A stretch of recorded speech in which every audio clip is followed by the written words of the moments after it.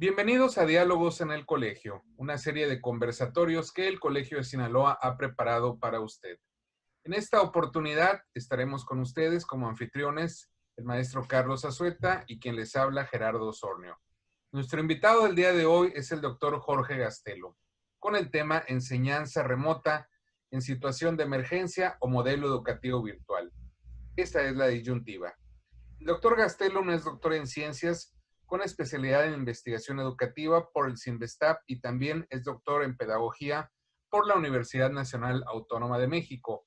Ha sido coordinador general de investigación y posgrado en la Universidad Autónoma de Sinaloa y también de investigación y desarrollo y exposiciones y formación educativa del Centro de Ciencias de Sinaloa y vicerrector de operación institucional de la Universidad Autónoma de Occidente. Es docente desde 1972 en diversas instituciones. Es miembro del Sistema Nacional de Investigadores nivel 1 y ha sido becario por CONACYT.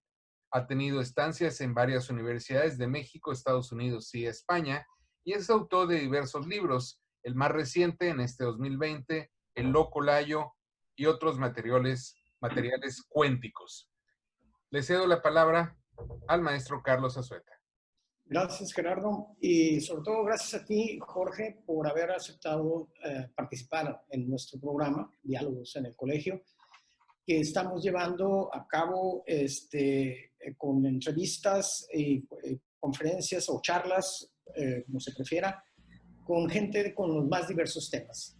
Y el que tú nos traes ahora, pues no puede ser más actual. No solo es muy actual, sino que estamos viviéndolo todos los días, las 24 horas. Y de este mismo tema voy a adelantar un poco a los usuarios, a quienes después vean este conversatorio, algunas nociones. El coronavirus tipo 2 apareció como una endemia en Wuhan, China, en diciembre del 2019 y luego se agrandó como epidemia hasta convertirse en la pandemia del COVID-19, que es la que estamos ahora viviendo. A pesar de las advertencias científicas, el virus y la enfermedad que causa sorprendieron a los sistemas sociales, políticos, de salud y educativos, casi totalmente desprevenidos. El cierre de las instituciones, en este caso de educación superior, medida para contener la pandemia, ha llevado al despliegue apresurado de soluciones de educación a distancia para asegurar la continuidad de la enseñanza. Esta situación ha provocado efectos en la vida de los estudiantes y desde luego también de los profesores. El cierre de las instituciones encerró a profesores y estudiantes. El aula se mudó a las casas, a la sala, la biblioteca o a cualquier otro espacio del hogar. El proceso de enseñanza-aprendizaje escolar ha invadido su intimidad, ha aumentado el trabajo, el estrés y la ansiedad. Está utilizando los recursos técnicos y financieros personales, familiares. Como un problema capital, que es el objeto de este estudio, no todos los profesores están capacitados para sostener procesos educativos a distancia, ni tienen los recursos técnicos eficientes para un despliegue que supla parte a parte y al 100% los procesos educativos presenciales. Tampoco todos los estudiantes podrán recibir estos procesos. La presencia del coronavirus y sus ignorados antecedentes posibilitan hipotizar que la enfermedad llegó para quedarse y que, por tanto, lo que hoy es enseñanza remota en situación de emergencia debe transmutar en un modelo educativo virtual. Esto supone hacer lo necesario para superar la brecha tecnológica de las instituciones de educación superior, los profesores y los estudiantes. Es un tema que involucra muchísimos aspectos y todo un reto para el análisis. Yo creo que todavía, Jorge, no sé si tú coincidas con esto, todavía ni siquiera visoramos las consecuencias últimas que va a tener todo esto. Pero para que nos hables tú de ellas y de otros aspectos del problema, cedo el uso de la palabra. Muchas gracias a Gerardo por la presentación que ha hecho y muchas gracias a ti por la introducción a este tema. En efecto, nosotros en mi cuerpo académico de la Universidad Autónoma de Occidente quisimos medir lo que está pasando con los profesores, sobre todo, y realizamos una encuesta mediante los instrumentos que nos proporcionan las redes sociales y nos respondieron 320 personas de 21 estados de la República. Los resultados son muy interesantes. Podríamos verlos en las diapositivas. A partir de los cuadros que presento, Gerardo, para que veamos, por ejemplo, el Internet en México, el Internet en Sinaloa, y enseguida para que pasáramos a los resultados de la encuesta. Podríamos saltarnos estas primeras, porque es algo de lo que comentó ya Carlos, e ir directamente a los cuadros. Ahí están los cuadros. En México, el 56% de los hogares hay conexión a Internet. Quiere decir que tenemos ahí un 37.6% en los que no hay conexión a Internet en los hogares. Estos datos son de 2019. Y también tenemos un 44.3% de hogares mexicanos en los que hay una computadora. Resalto lo de una computadora porque en este momento, digamos, hay por lo menos 2 estudiantes por hogar y con una computadora vienen algunos problemas. En la siguiente diapositiva podemos ver en Sinaloa el porcentaje de hogares que disponen de Internet. Es el 34.3%. El 49.5% de los habitantes del estado usan computadora. El 45.9% de los habitantes del estado usan Internet. Y una cifra más o menos elevada de habitantes del estado usan el teléfono celular, que es el 70.9%. La fuente es INEGI y el dato es de 2013, no hay dato más actualizado. Pero es posible que se haya modificado, pero no creo que haya crecido mucho. En la siguiente diapositiva podemos ver cuáles son los usos de Internet en Sinaloa. Un 35.1% utiliza Internet para apoyar la educación o la instrucción. La mayoría lo utiliza para obtener información, casi 2/3 partes de la población. El 42.1% utiliza Internet para comunicarse y el 36.2% declaró que lo usa para entretenimiento. Vemos la siguiente, por favor. Los usuarios de Internet o de la computadora lo usan en casa un 58.9% e Internet en casa un 55.9%. Y tienen que acudir a un sitio público para usar una computadora el 33% de los consultados. De la misma manera, usan la Internet en un sitio público el 37.2%. Esto es los llamados en genérico cibercafés, ciberclubs, etc. En la siguiente diapositiva nos vamos a la pregunta 5 de la encuesta que les estaba comentando. Las primeras 4 son las que se refieren al sexo de los consultados, al grado académico que han obtenido, el grado académico en el que trabajan y no recuerdo cuál sería la 4ª pregunta. Esta sería la 5ª. La mayoría de nuestros consultados trabajan en universidades públicas autónomas, el 76%. Es decir, 3/4 partes, un poco más, trabajan en universidades públicas autónomas. La segunda cifra es la de las personas que trabajan en universidades públicas estatales, con el 16.8%. Luego, en instituciones privadas trabajan en 10.5 y en instituciones públicas federales, es decir, que dependen de la Secretaría de Educación Pública Federal, el 6.3%. En la siguiente diapositiva, podemos ver los grados en los que trabajan estas personas. Si nos atenemos a la tabla, la mayoría, un 70.2%, trabajan en licenciatura y un 3.2% trabajan en doctorado. La mayoría entonces está en la licenciatura y el doctorado es, digamos, el grado en el que menos trabajadores de la educación se sitúan. Las otras son combinaciones licenciatura-doctorado con el 1%, licenciatura-maestría con el 14%, licenciatura, maestría y doctorado con el 7% y solo en maestría el 2.9%. Entonces, como vemos, esto es más o menos la composición de los grados en nuestras universidades, digo, de Sinaloa y de los otros 20 estados del país que nos respondieron.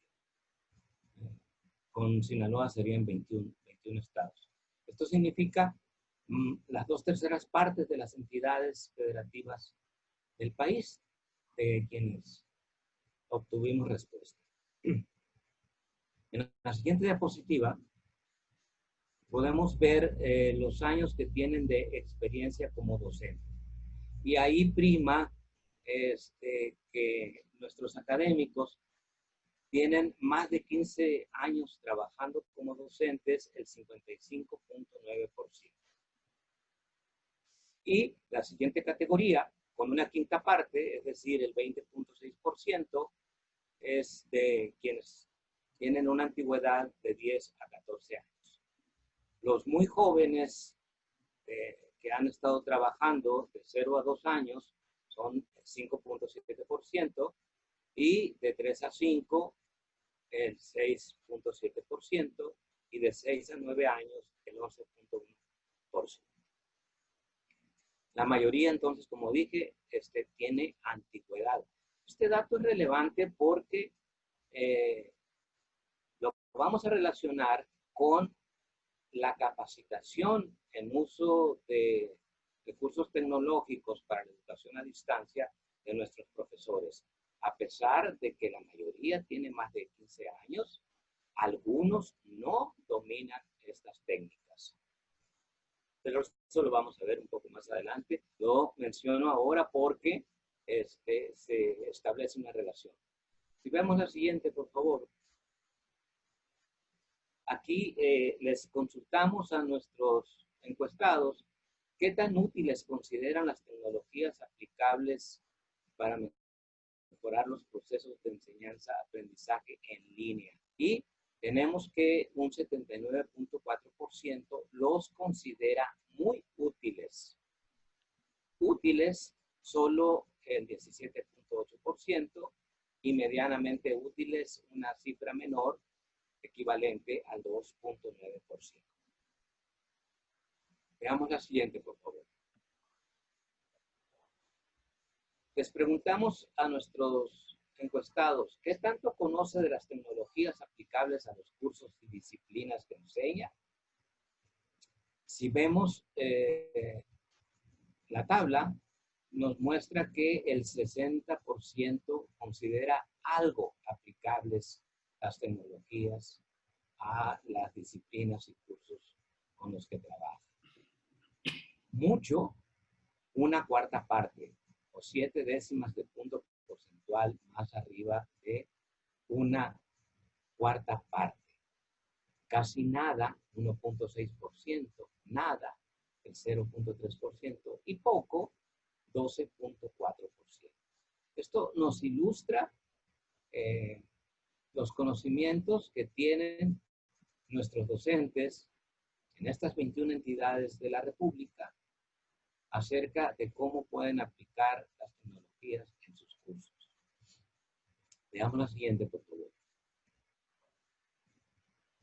Como ven, ahí saltamos una, no están todas, los reactivos que aplicamos fueron 24, pero no los presento en este momento todos. En la pregunta 12 les preguntamos qué tan preparado se siente usted para incorporar esas tecnologías aplicables al proceso de enseñanza-aprendizaje. Y ahí está resaltado en azul que el 30.5%, el 39.0% se considera entre 80 y 89% preparado. Y que el 30.5% se considera entre 90 y 100% preparado. Llama la atención que hay un porcentaje, que hay una porción de 6% que se considera menos del 59% preparado. Eso en algunas universidades pues no es suficiente para aprobar un curso.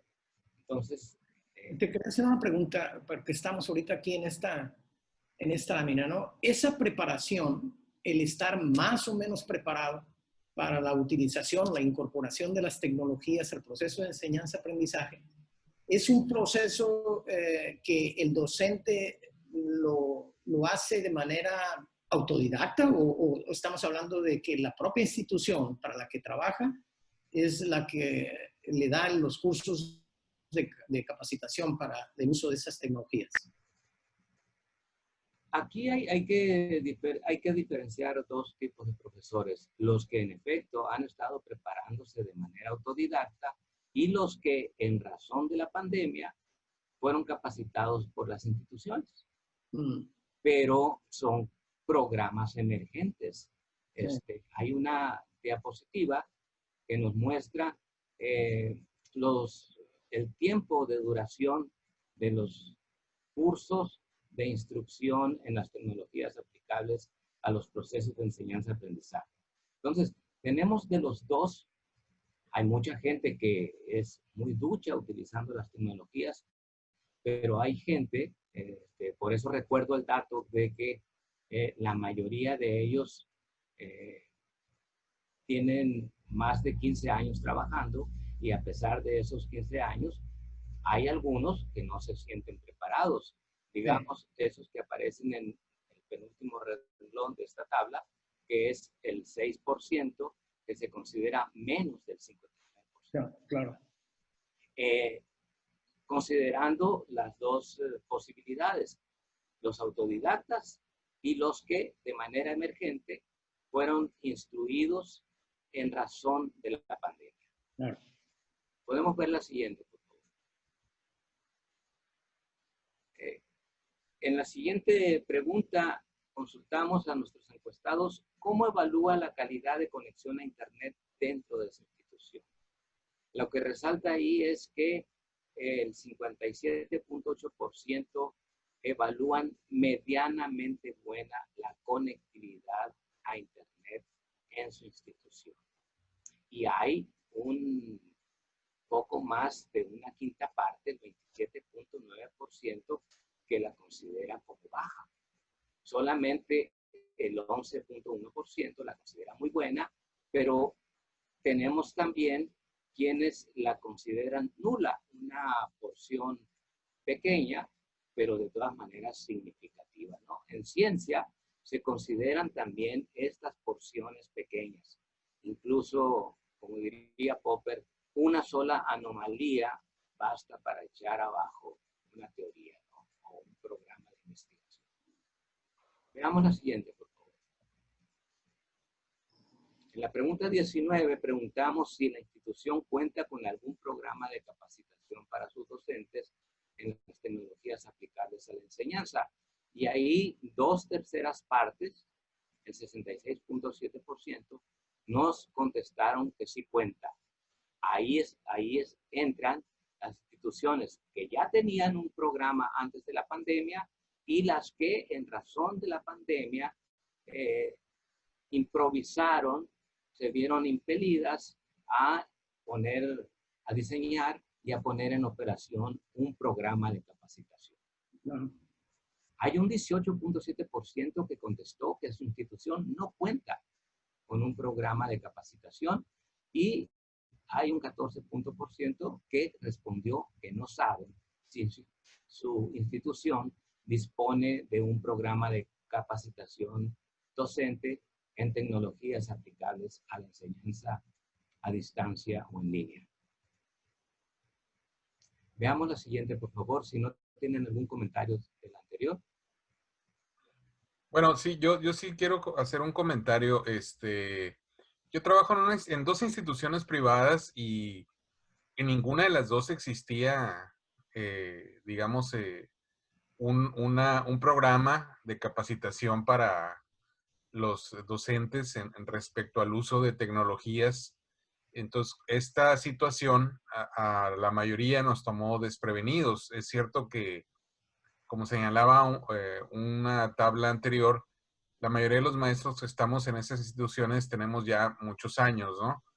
Y Sí, algunos, pues tomamos la iniciativa hace tiempo, cada quien por su lado, de buscar el manejo de la tecnología como un recurso constante para utilizar en la docencia, pero hubo algunos que sí, de plano, sí se vieron muy en problemas y tuvieron las instituciones, en el caso de una de ellas, sí tuvo pues la ventaja o virtud, se le puede decir, que de hacer un curso muy improvisado al principio, pero sí de una semana, que se nos hizo el pago como si estuviéramos dando clases, pero que se dedicó a capacitarnos exclusivamente del manejo de tecnologías para entonces ya comenzar, retomar el trabajo con el conocimiento ya más fresco y sobre todo para aquellos que no tenían ni la más mínima idea, sí fue muy efectivo el asunto. En otra universidad sí no hubo eso, fue cada quien sálvese como pueda y, y bueno, salió adelante la mayoría, ¿no? Pero sí hubo ciertas dificultades. sí, en Es efecto. mi experiencia personal, ¿no? Sí, esa es la situación de muchos profesores. No solo de las instituciones privadas, también de las instituciones públicas. También.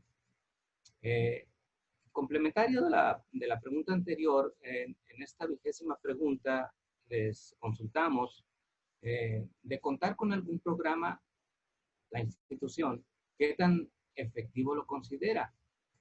Y fíjense que hay dos quintas partes, el 41% lo considera algo efectivo. Solamente un poco más de una quinta parte, el 23.8%, lo considera mucho. Hay un 15.2% que no sabe si los programas puestos en operación por las instituciones son efectivos. Hay un 12.1% que los considera poco efectivos y casi nada efectivos.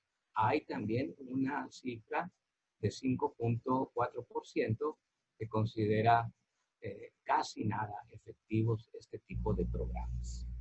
Y eso está en razón, podemos relacionarlo, creo, con la siguiente diapositiva, que es la de la capacitación. Y ahí preguntamos si las respectivas instituciones de cada uno de nuestros consultados los han capacitado en el uso de tecnologías para operar un sistema educativo en línea. Ahí, 4 quintas partes, es decir, el 81%, nos contestó que sí, pero son de dos tipos de programas, los que de las instituciones que ya tienen en sus planes estratégicos capacitar a sus profesores en este tipo de tecnologías y las instituciones que de manera emergente diseñaron y pusieron en operación un programa de capacitación. Sin embargo, hay un 18.7% que no han recibido capacitación de parte de la institución en la que trabajan para operar este tipo de tecnologías. ahí podría caber una de las dos instituciones en las que Gerardo trabaja, que no los ha capacitado. Jorge, y esta capacitación, bueno, me supongo que varía de una institución a otra, ¿es obligatoria o es optativa para los docentes?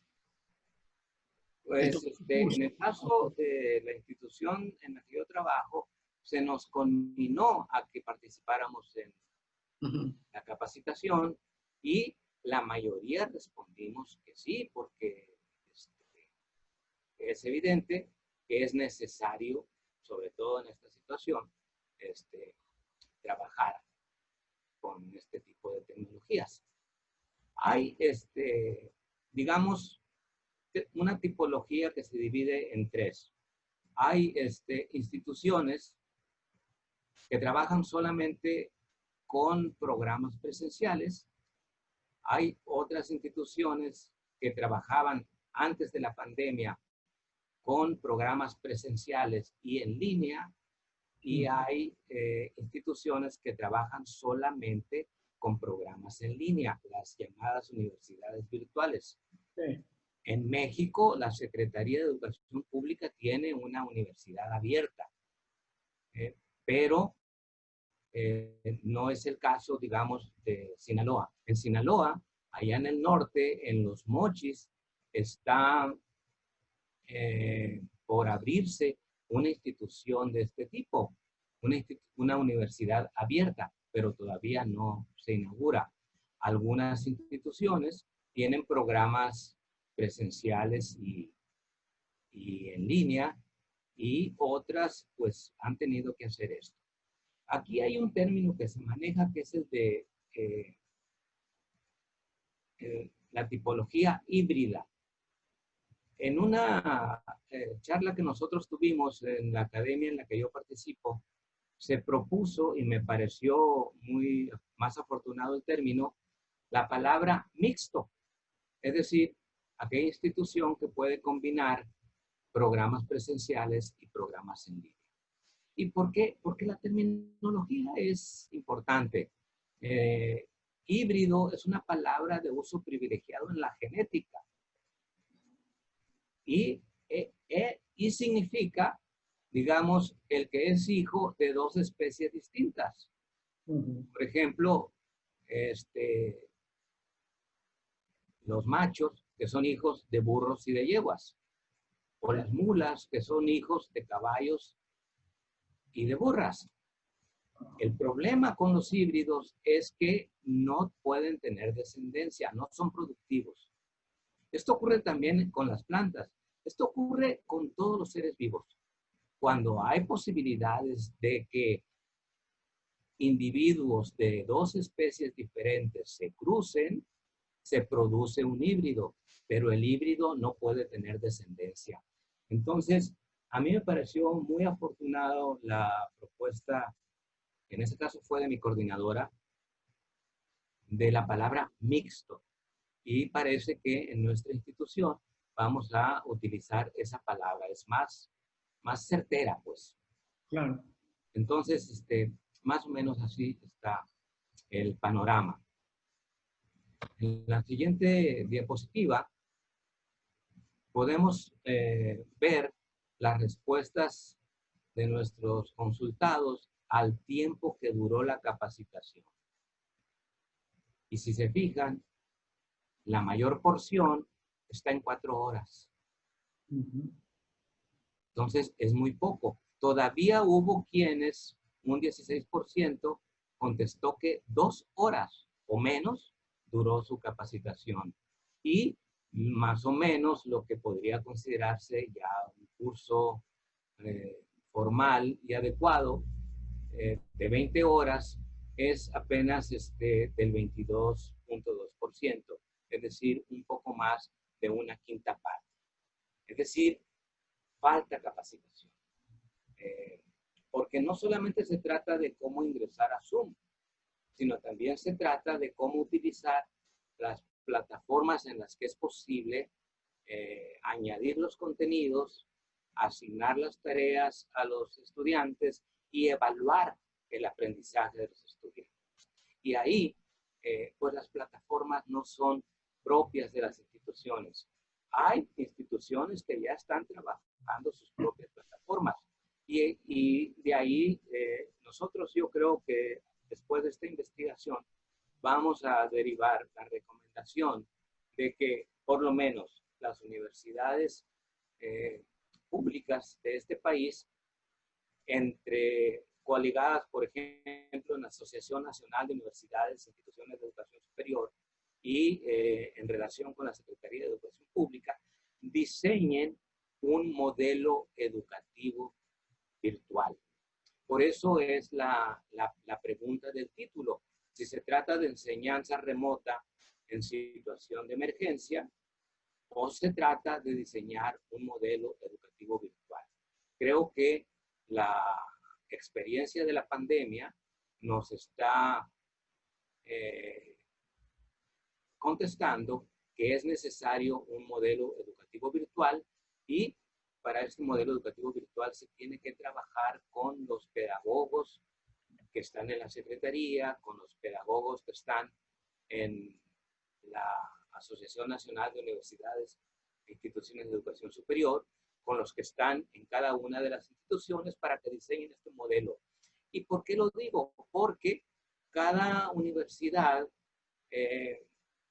ya ven que tiene una misión, una visión y unos valores. Y en esas misiones y visiones y valores se dice cuál es el tipo de estudiante o de egresado que quieren formar y el modelo educativo al que adscriben. La mayoría dice que trabaja un modelo educativo humanista con experiencias de aprendizaje significativo. Y el problema es que las plataformas que uno puede encontrar en Internet, la mayoría son conductistas. Y la experiencia que hemos tenido con nuestros estudiantes es que les angustia mucho, les provoca mucha ansiedad, sobre todo cuando el modelo, cuando la plataforma les pide terminar la tarea 1, 2 o 3 o N dentro de un determinado límite de tiempo y que lo tienen que enviar a tal hora, si no, ya no es evaluable y por tanto el estudiante está reprobado. Entonces necesitamos diseñar un modelo educativo virtual.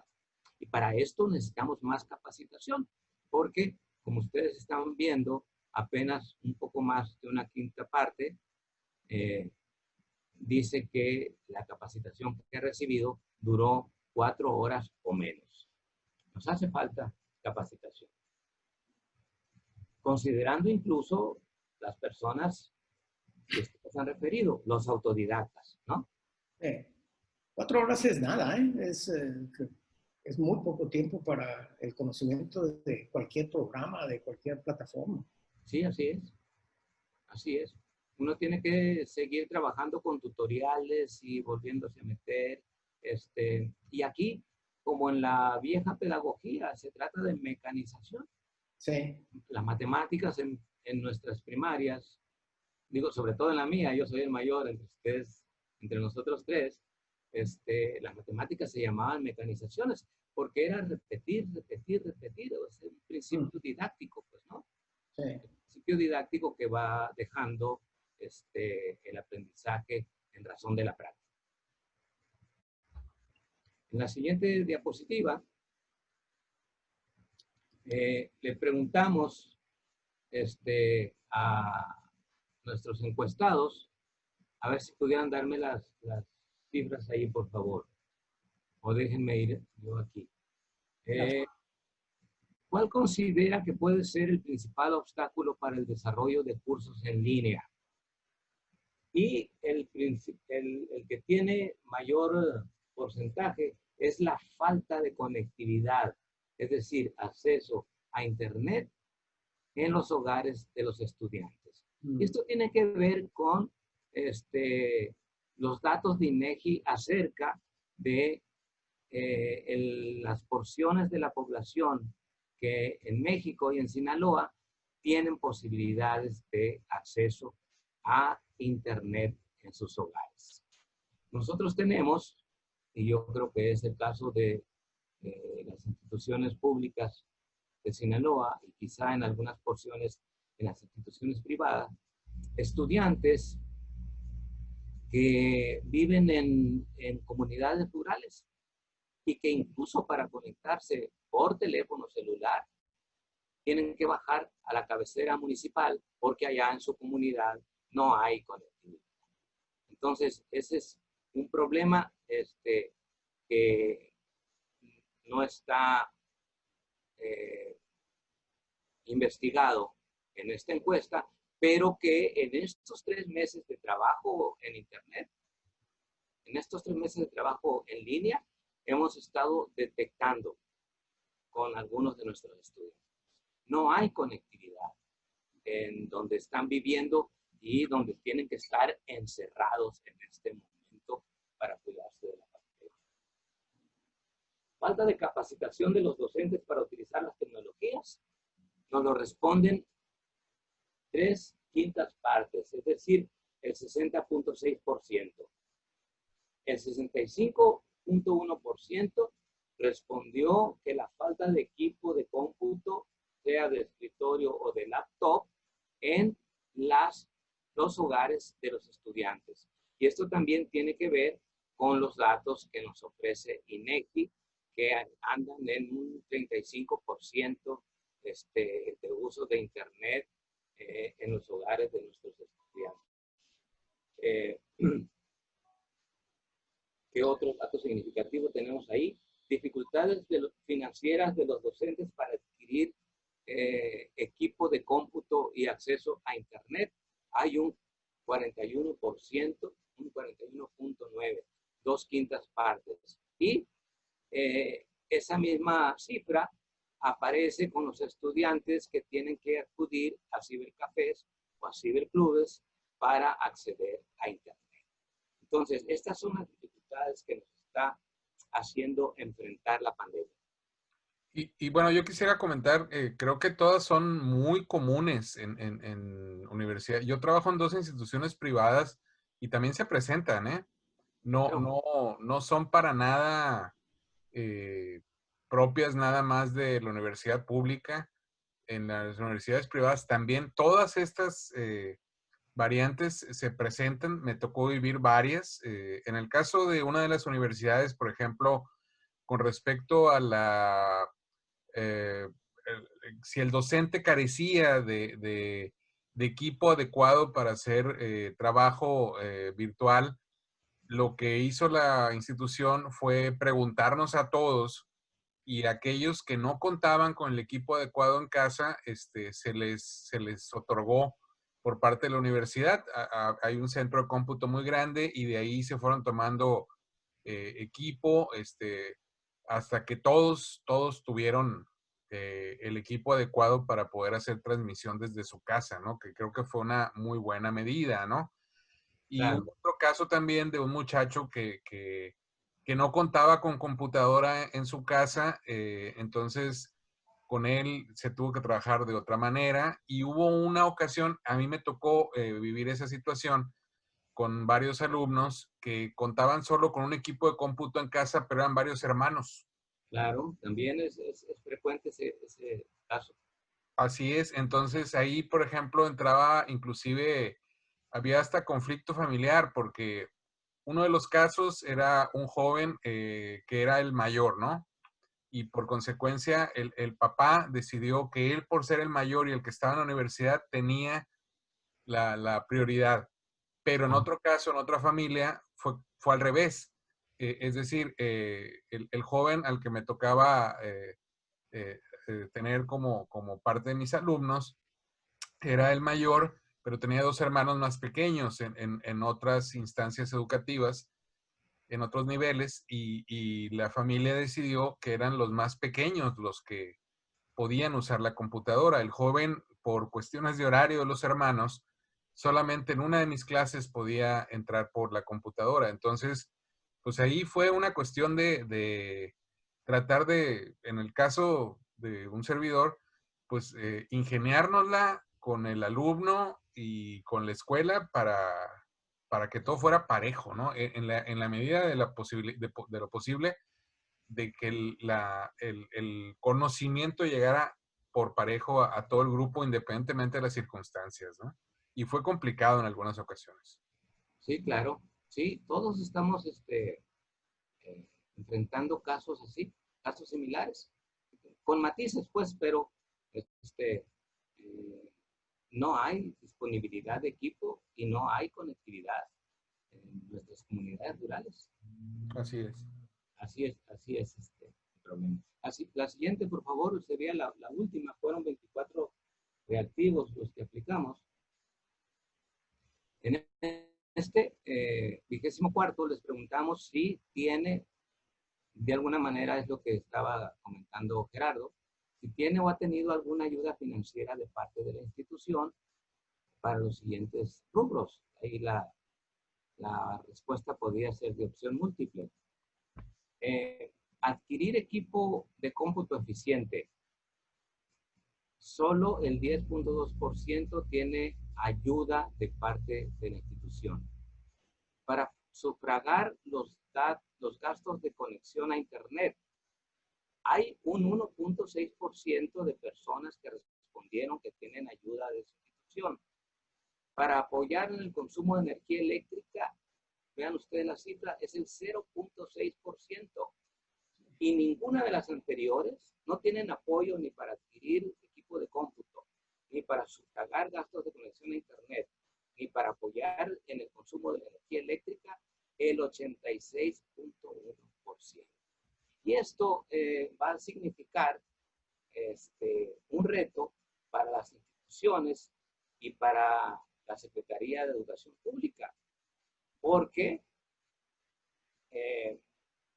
pues los docentes están pagando su propio equipo, su conectividad a Internet y su energía eléctrica. Y eso no lo hemos medido todavía, pero yo he visto que en el sector empresarial, las personas que están haciendo trabajo en casa, el home office que le denominan, han manifestado que sus gastos en energía eléctrica y en conectividad a Internet han aumentado en 30%. Sí.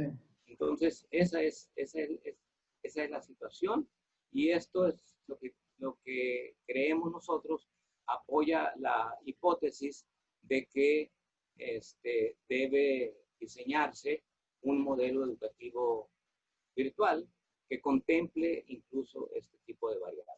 Sí, yo creo que, Jorge, en estos últimos datos que nos das en esta transparencia, la última, puede estar la explicación para el desinterés de muchos docentes de aprender las nuevas tecnologías.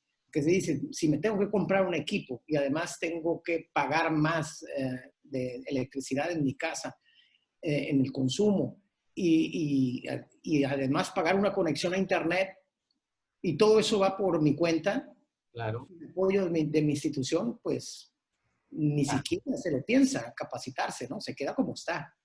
Otra cosa es que esta situación que estamos viviendo ahora le hayan obligado a llegar a eso. Pero en principio, a lo mejor esto que estamos viendo aquí está en la raíz del problema. Exacto, sí tenemos, en todo este tiempo se han producido casos heroicos, ¿no? Por ejemplo, la maestra que adaptó su camionetita, le puso un techo sobre la caja y ahí montó una mesa y 2 sillas y va casa por casa de sus estudiantes que no tienen conexión a Internet a enseñarles lo necesario. Son 2 casos, uno en México y otro en Perú. Y seguramente hay más, pues estos los ha resaltado la prensa. Pero es la consideración de que la docencia, la labor académica, es un apostolado y en esta consideración las instituciones y la Secretaría todavía no han considerado soportar a los académicos con apoyos para compra de equipo, para gastos de conectividad y gastos de energía eléctrica. Claro. Hay un detalle en lo particular y lo quisiera compartir, es el hecho de que, bueno, hasta ahorita hemos visto estadísticas muy reveladoras de lo que es esto de la educación a distancia o un modelo virtual, ahí la disyuntiva, pero está el caso de los alumnos, ¿no? Yo tuve la experiencia de trabajar pues prácticamente todo el semestre pasado, a partir de casi la mitad de marzo, en estas dos instituciones que ya mencioné, de manera virtual y pues en ambos casos la experiencia fue muy similar. Son instituciones muy parecidas en el sentido que son privadas, en fin. Pero yo sentía, incluso lo pregunté a los alumnos, ¿no? ¿Cómo sintieron? Al final del semestre les pedí que a cuadro, así como estamos ahora, expresaran sus puntos de vista de lo que había sido el proceso. Eh, y bueno, básicamente la calificación, no me refiero a mi trabajo, sino en general del proceso, fue aceptable, pero les costó trabajo también acoplarse mucho a muchos de ellos, porque al principio lo vieron como algo muy sencillo. De hecho, aparecían a cuadro algunos o simplemente ponían una imagen con su nombre y nada más. A partir de unos cuantos días después de iniciar, en mi caso, por cuenta propia, y después la universidad me apoyó, las dos universidades me apoyaron, se les exigió a los muchachos, a los estudiantes, que aparecieran a cuadro, que estuvieran a tiempo, que no se les iba a permitir entrar a sesiones después de la hora habitual de entrada a clase, que aparte aparecieran a cuadro de una manera formal, en el sentido digamos, sentados, aseados, arreglados como si estuvieran en el salón de clase, ¿no? Ahí Que ya, cambió la cosa, ahí ya cambió, ya dejó de ser un juego para algunos y su actitud fue diferente. Y lo vieron como algo más serio, algunos lo tomaron más en forma y le vieron más, eh, ¿cómo sería la palabra? Bueno, lo vieron más formal, y lo empezaron a disfrutar y sobre todo a aprovechar, que era lo importante, ¿no?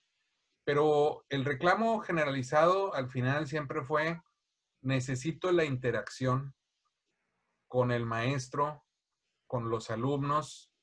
Yo les decía, bueno, ¿con los alumnos en qué sentido? Es el ambiente tradicional de la universidad, del grupo de amigos, o es la interacción del conocimiento, el poder en un salón de clase debatir o algo así. Y ese era el punto de ellos.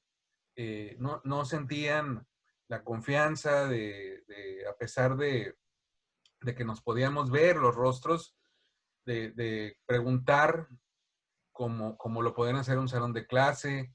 Sentían un poco de desconfianza, inclusive como son generaciones más acostumbradas a este tipo de cosas, un poco de temor de lo que ellos llaman hackeo, de que cualquier cosa que aquí dijeran después circulara en las redes sociales, a manera de broma, de burla, porque no sabían si esto se podía ver en otro lado o cualquier persona extraña o ajena lo podía captar y llevarlo en otro plano a otra instancia sin permiso. Entonces, hay ciertas cosas que también ojalá pudiéramos, no ahorita ni nos corresponde tampoco de manera muy precisa, ¿no? Pero sí creo que las instituciones tendrían que pues hacer un trabajo de investigación en el sentido de qué pasa con los alumnos, porque también hubo en ellos un gran descontrol en muchos sentidos, ¿no? Inclusive algunos sentían un poco de pena porque decían, es que mi equipo es muy viejito o mi conexión a internet es muy débil y no puedo pagar. Entonces, ahí había incluso esas, y no faltaba el que decía, es que yo tengo 100 megas y yo, el mío vuela, y entonces también venían esas disyuntivas de yo tengo, yo puedo, y venían unos desfases que uno como maestro tenía uno que estar ajustando para que las cosas no se salieran de control y no terminaran en otro punto, ¿no? Claro, sí, está sucediendo eso también, y está sucediendo con los maestros, ¿sí? Está sucediendo con doctores. Yo he participado en reuniones con doctores y de repente el ancho de banda de uno de ellos no es suficiente y nos provoca que no le entendamos, que no lo oigamos bien y provoca retrasos en la reunión, y sobre todo en la información que se discute y en las conclusiones que llegamos, ¿no? Entonces, si pasa eso con docentes que tienen grado de doctores, imaginemos lo que está pasando con los estudiantes. Todas esas experiencias, eh, nos, mi cuerpo académico no hizo el de los estudiantes. Hay otro cuerpo académico que hizo una encuesta con estudiantes. Entonces, por respeto, no nos metimos nosotros en el campo de ellos y, y estamos en el acuerdo de que nosotros íbamos a trabajar lo relacionado con los docentes. Entonces, esto es lo que está pasando. Estas son las enseñanzas que nos está dejando la pandemia, la obligación, el imperativo de improvisar un sistema de enseñanza remota y el vislumbre de la necesidad de diseñar un modelo educativo virtual acorde, digamos, a la pedagogía mexicana, que es distinta de la pedagogía estadounidense o de la pedagogía de otros países, aunque por supuesto que retoman elementos de pedagogía francesa, de pedagogía estadounidense, de pedagogía inglesa, etc. Pero la pedagogía mexicana tiene sus propias características, ¿no?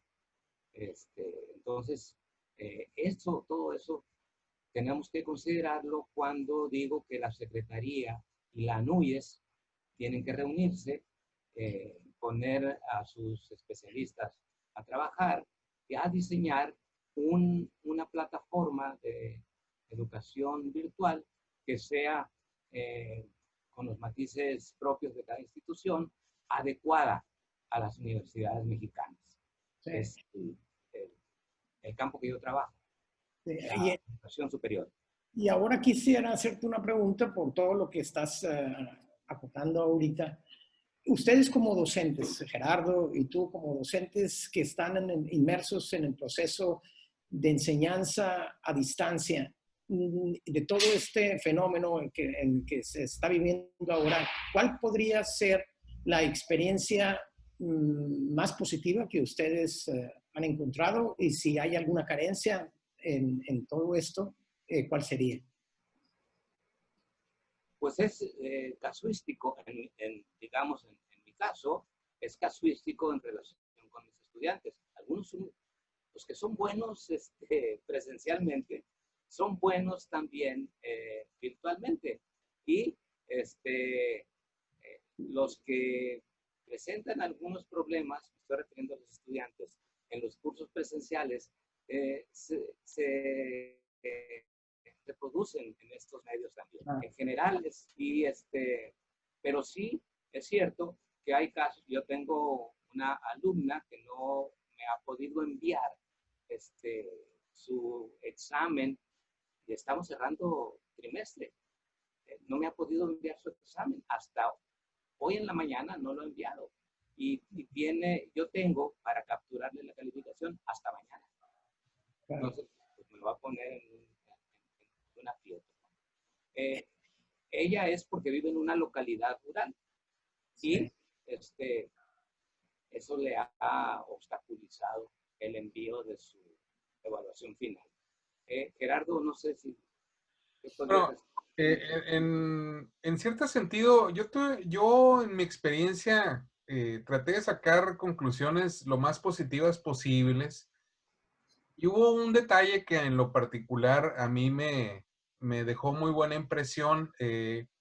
Normalmente una de las circunstancias que en mi caso he podido observar, sobre todo en los últimos, digamos, 10, 12 años, es la falta de interés de los jóvenes en buscar información más allá del celular, más allá de lo que el buscador tradicional que todos conocemos les puede dar, ¿no? Entonces, en esta oportunidad, yo me di a la tarea de, entre el material que yo tengo recopilado y lo que busqué además para esta situación que a mí en lo particular me tomó de sorpresa, yo hice que los jóvenes leyeran más y buscaran más en libros. Algunos obviamente tuvieron que buscar en internet y mucho del trabajo que encontraron, mucho de lo que tenían que buscar estaba en internet, pero había que leerlo, no nada más había que verlo, ¿no? Y eso me dio la oportunidad de obligarlos en cierta medida, quizá no sea el término adecuado, pero pues es el que manejo, eh, a que tuvieran más acercamiento con los textos que a veces me costaba mucho trabajo que abordaran en otras circunstancias, porque si no era algo visual eh, o audiovisual, les costaba mucho trabajo y de la otra manera, por ejemplo, yo les mandaba material y trataba de que todo fuera textual y había la necesidad de leerlo previo a las siguientes clases para poder entender la siguiente clase y participar en ella. Entonces, eso fue una oportunidad que ahora me saltó y me dejó una buena impresión y creo que puedo continuarla, ¿no? Y la otra circunstancia, creo que coincido perfectamente bien con el doctor Gastelum, es los buenos alumnos se adecuaron inmediatamente a la situación que estábamos viviendo y los alumnos que tienen problema en aula también lo tienen en esta instancia, ¿no? Eh, y en general esa fue la situación, pero yo sí los obligué a leer más que antes, ¿no? Y por alguna razón antes no lo hacían y ahora quizá porque estuvieron encerrados en casa, de pensar que esa fue una de las posibilidades que obligó a que leyeran más. Sí hubo una mejor respuesta para las lecturas que en una circunstancia normal. Claro. Esa es una de las conclusiones positivas que yo saco de mi, pues, muy magra experiencia, digamos, de los últimos meses prácticamente, ¿no? Sí, sí, yo también puedo constatar que están leyendo más. Están leyendo más y están leyendo en libros. Sí. Eso es muy Porque, bueno, porque se tiene perdón, abandonado el libro. Sí, es muy bueno que estén leyendo. claro, claro. Entonces, se advierte pues en sus trabajos, se advierte que están leyendo en libros y que están trabajando con sus propias palabras, que están parafraseando. Sí. No es la técnica de copiar y pegar solamente, ¿no? Claro. Bueno, pero también depende de lo que uno como docente, en este caso Gerardo y yo, les pedimos a ellos, ¿no? O sea, se van ustedes a tal libro, se van ustedes a tal artículo, a Así tal es. material, y lo van a leer y lo van a parafrasear, porque es la única manera de Exactamente. garantizar, ¿no? Es un control de lectura, pues, de parte nuestra, ¿no? En ese aspecto sí es muy rescatable que los muchachos están leyendo más. Podría ser una de las consecuencias positivas, pues, de esta situación. Yo creo que sí. Y me voy a permitir dar una opinión personal respecto a la cuestión docente, porque compartí experiencias al final de los cursos con algunos de mis compañeros de trabajo y fue una constante que creo que nos dejó a todos muy buen sabor de boca. Muchos de con los que compartí experiencias y intercambié puntos de vista, venimos de una generación donde la computadora pues no fue lo nuestro, ¿no? Obviamente llegamos a la informática por necesidad laboral y aún así pues somos bastante limitados, ¿no? Pero en la mayoría de los casos, me incluyo, esta situación a algunos docentes nos llevó a, primero, le voy a llamar así, creo que es lo adecuado, perder el miedo a involucrarnos con algunos programas informáticos, más allá de lo que era necesario estrictamente para llevar a cabo el trabajo docente regular. Y porque la circunstancia lo obligaba.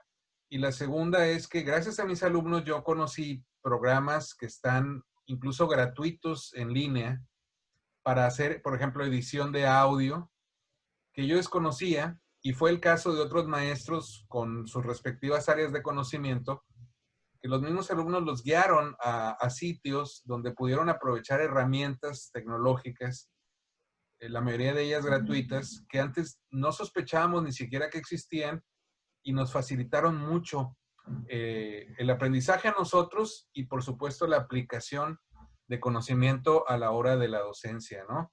Creo que este también es un punto positivo para los docentes pues nos tuvimos que tomar el toro por los cuernos, como dicen, y abordar precisamente, por ejemplo, esto que estamos haciendo ahora, yo lo desconocía. Y ahora, bueno, tengo esta oportunidad gracias a esa experiencia que tuve, ¿no? Y quizás el caso de muchos docentes que se nos abrieron las puertas en muchas cosas, ¿no?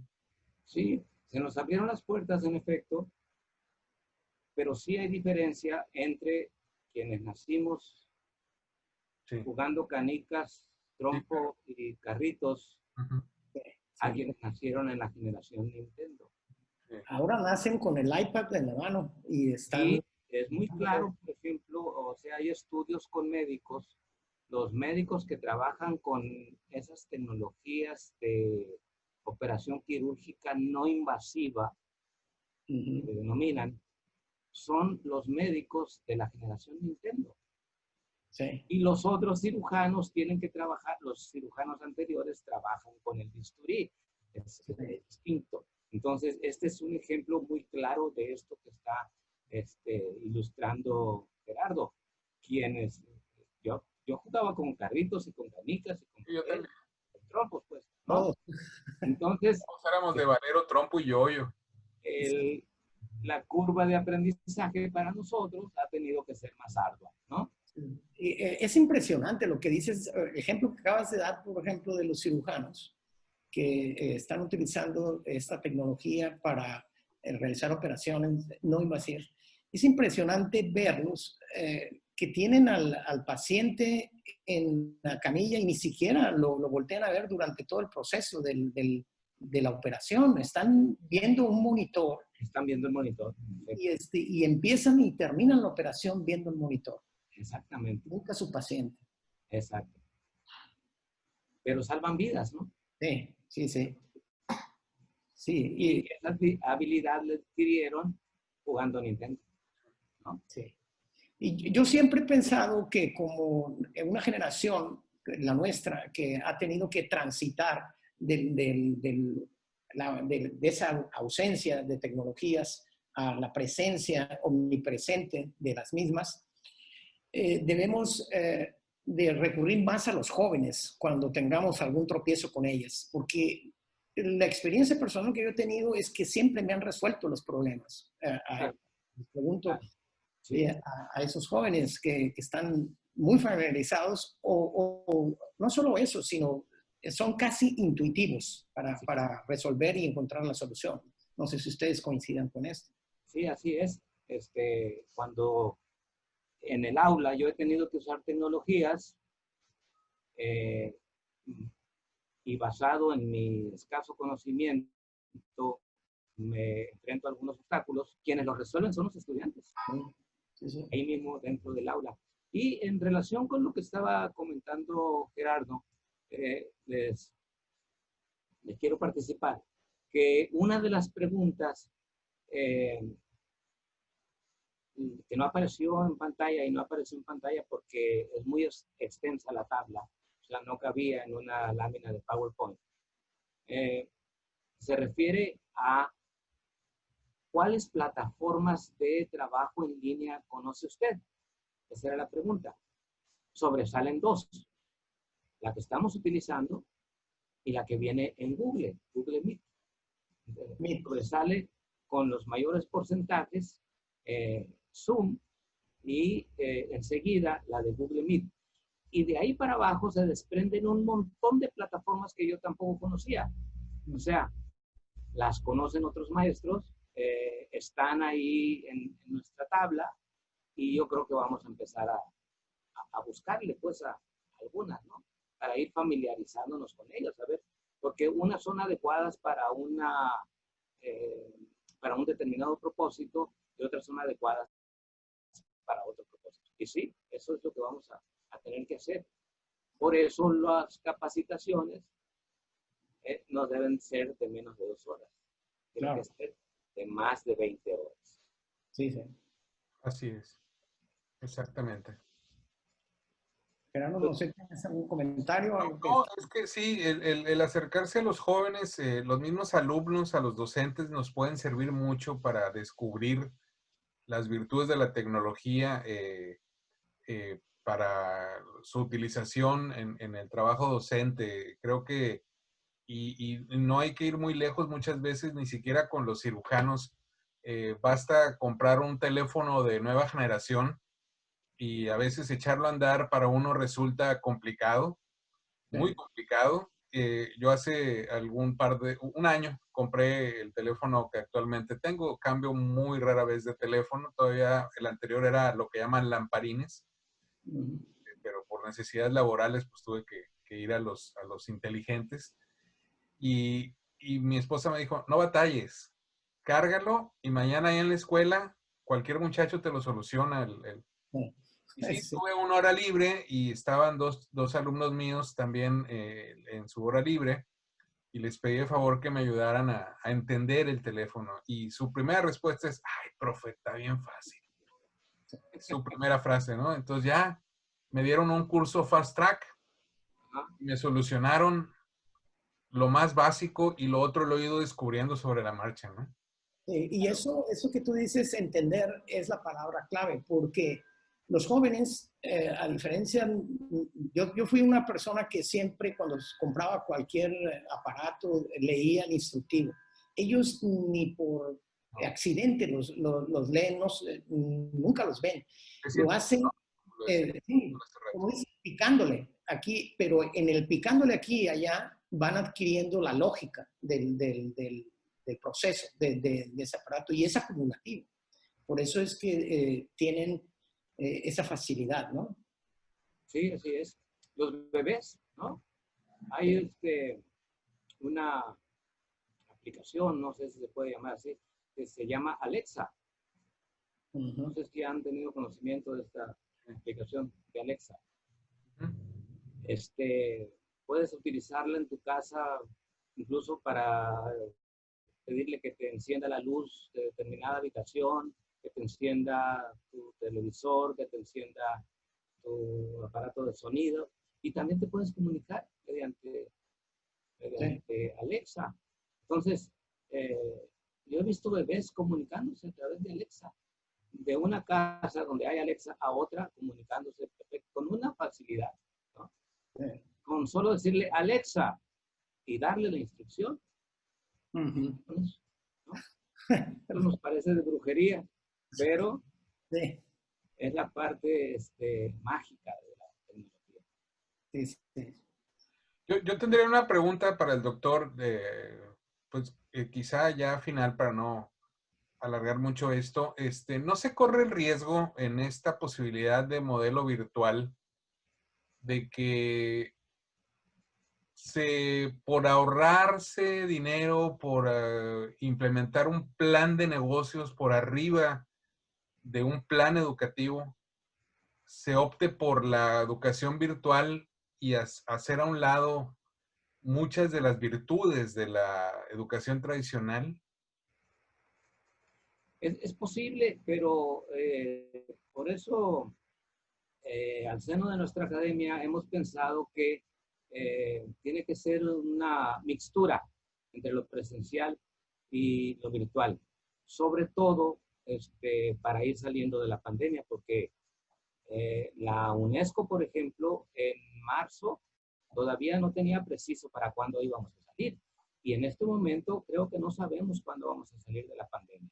O sea, la pandemia se ha presentado en una curva normal que hemos pretendido aplanar, pero que tiene varias curvas.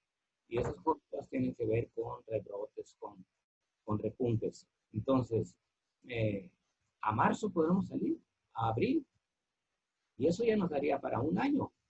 Y, entonces, ¿y cómo salir? Vamos a tener que salir con semáforo y vamos a tener que utilizar una cuarta parte del aula presencial y vamos a tener que solucionar las otras terceras, cuartas partes de manera virtual. Creo. Y creo que después podría quedarse para siempre esta mixtura, pero porque hay asignaturas que solamente tienen que ser presenciales, no hay de otra manera. Por ejemplo, los talleres, todo tipo de talleres. Por ejemplo, todo el trabajo de laboratorio, todo el trabajo de campo, no lo puedes hacer de manera virtual. Aunque allí, en esto que mencionas, para el docente se corren muchos riesgos, ¿no? Por ejemplo, si tienes una parte del grupo de manera presencial y otra parte de manera virtual, las jornadas de trabajo para el docente se alargan. O sea, sí, y sí. esto es una consecuencia no deseada también. Es una consecuencia no deseada y lo hemos conversado en nuestra academia. Yo propuse esta discusión, por cierto, y le pega directamente al planificador. Entonces, el planificador tendría que hacer toda esta programación de acuerdo con un semáforo. Entonces, ¿cuándo tendrían que ir qué maestros y qué estudiantes? ¿Cuándo tendrían que estar?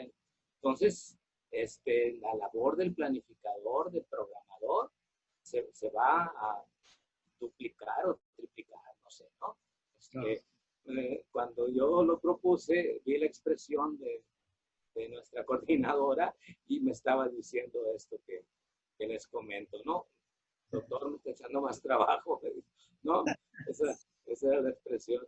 Por supuesto que sí. Sí, pero tiene que ser así porque la nueva normalidad, entiéndase por nueva normalidad, la que se instale dentro de la nueva curva normal. O sea, lo normal tiene que ver con la curva normal, con la famosa campana de Gauss, todo lo que está en torno de las tres medidas de tendencia central, la media, la mediana y la moda, ¿no? La nueva normalidad que se instale tiene que considerar estas transiciones.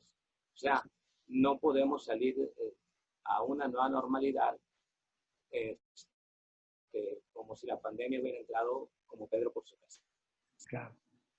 Pues ha sido un tema muy, muy interesante que yo creo que podríamos pasarnos horas hablando de él porque los aspectos que están aquí involucrados son muchos, de tipo laboral, social, psicológico. Tiene tantas vertientes que llevarían mucho más tiempo que el que hemos empleado.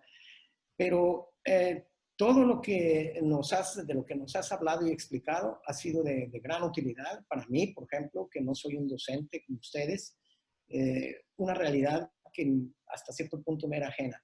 Me congratulo de haberte tenido aquí y que hayas aceptado la invitación a participar en nuestro programa, Jorge. Muchas gracias. Muchas gracias a ustedes, muchas gracias a Gerardo y muchas gracias a ti, Carlos. Y muchas gracias a el Colegio de Sinaloa por su amable anfitrionía. Muchísimas gracias. A mí no me queda nada más que agradecer al doctor Jorge Gastelum la amabilidad y el tiempo que nos ha concedido para llevar a cabo este diálogo en el colegio, un conversatorio más de la serie que el Colegio de Sinaloa ha preparado para usted. Igual a nombre del maestro Carlos Azueta y de quien les habla Gerardo Sornio, muchísimas gracias. Siga entrando a la página de nuestra institución para ver más podcasts, más conversatorios en el colegio. Gracias, hasta pronto. Abrazo. Gracias.